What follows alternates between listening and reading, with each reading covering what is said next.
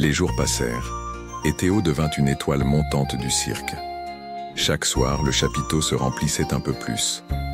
Les enfants criaient son nom, les adultes retenèrent leur souffle à chacun de ses sauts. Il était devenu l'enfant prodige, celui qui faisait rêver.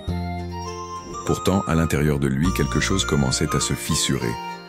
Il avait cru qu'en réussissant son numéro, tout irait mieux, qu'il se sentirait enfin libre.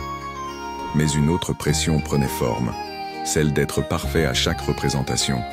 Les regards attendus, les murmures d'admiration, les comparaisons, tout cela le poursuivait jusque dans ses rêves.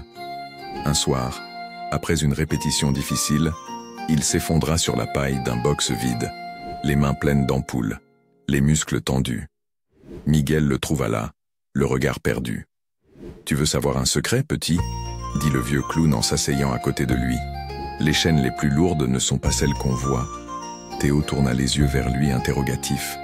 Les attentes, la peur de décevoir, la quête de l'amour du public, ce sont des chaînes invisibles, mais elles peuvent t'étouffer si tu les laisses faire. Ces mots résonnèrent fort en lui. Il comprit que ce qu'il cherchait vraiment n'était pas l'applaudissement, mais un sens à sa présence ici. Être sur scène ne suffisait plus. Il voulait comprendre pourquoi il était monté là-haut la première fois. Pour sa mère, pour lui-même, pour remplir un vide. Ce soir-là, il décida de retourner à la roulotte abandonnée de sa mère, au fond du campement. Il n'y était pas allé de